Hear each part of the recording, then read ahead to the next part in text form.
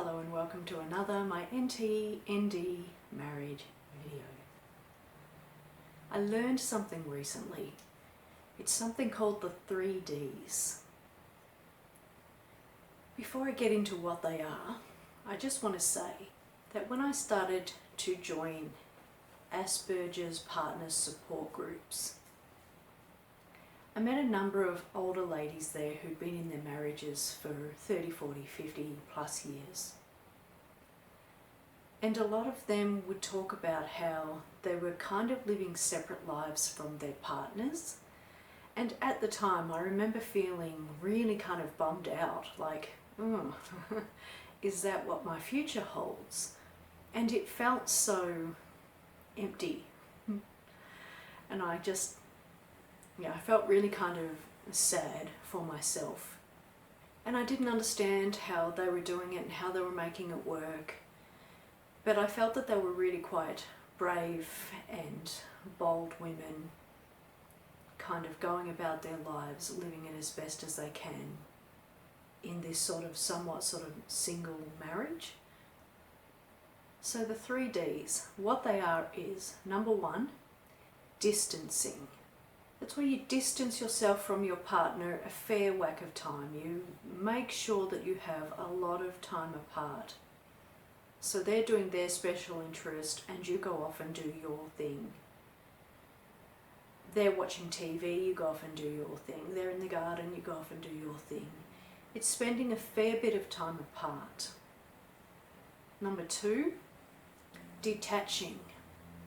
This is where you detach yourself emotionally and you don't rely on them for any kind of emotional support or needs. And this is obviously because fundamentally they're not really going to be able to supply it. And so you're best off setting yourself up for the knowledge that it's just never going to happen. And so don't rely on them.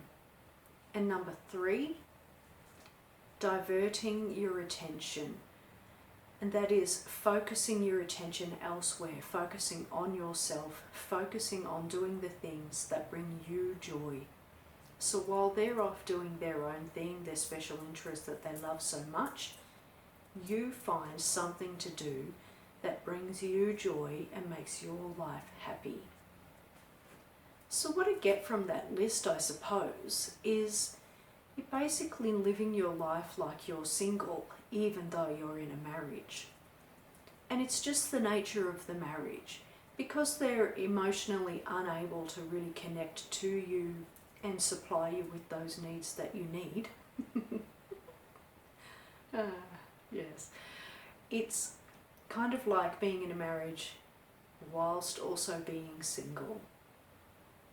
And I've mentioned in previous videos that this is what I started doing about 5 or 6 years ago, and I didn't even know about the 3 Ds back then. I had just kind of reached this point where I just felt like I couldn't do it anymore. I couldn't keep giving and giving and giving and kind of not getting what I wanted in return. And so I just backed off and started doing those things without even realizing it was a thing. And I did it actually to help with my own sanity. It just felt better if I wasn't relying on him for things that he couldn't provide. I mean, it sounds so logical as I say it out loud. And the point is, I suppose, is that I've become those older ladies who were in that marriage for a really long time, who now live their lives with their partner yet single. So they have this kind of housemate type of relationship where their partner is there to help out in certain situations. Those that do help out, there are partners whose executive function isn't well enough that they can really do much. Well, maybe they can and they just choose not to. I mean, it's possibly debatable.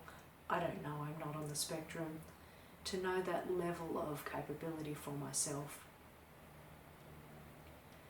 However, I'm with somebody who does help out a lot, and having him around is really quite beneficial. We do get a lot out of him being here because he will do things like shopping and washing and mopping and vacuuming and buying the school clothes. I'm all tongue twisted.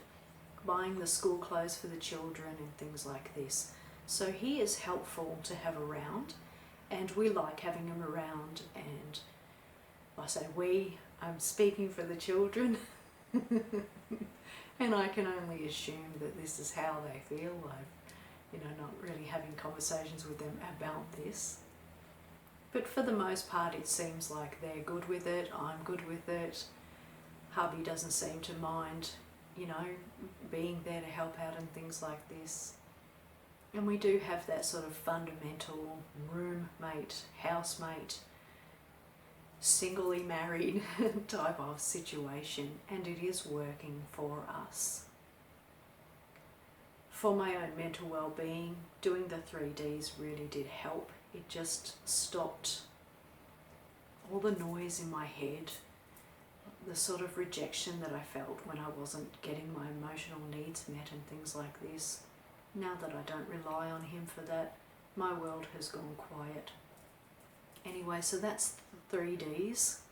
The 3Ds. I feel like my tongue is tripping over itself today. It may be because the 3Ds is kind of a tongue twister. But anyway, let me know your thoughts. Have you done this? Had you heard of it before? It's kind of similar to the grey rock, sort of. Grey rocking is more like if they're having a meltdown at you and you're sitting there like a grey rock, and it's just, water off a duck's back, as they say. So slightly different, but anyway, if you've heard of it before, let me know. If you're doing it already, let me know.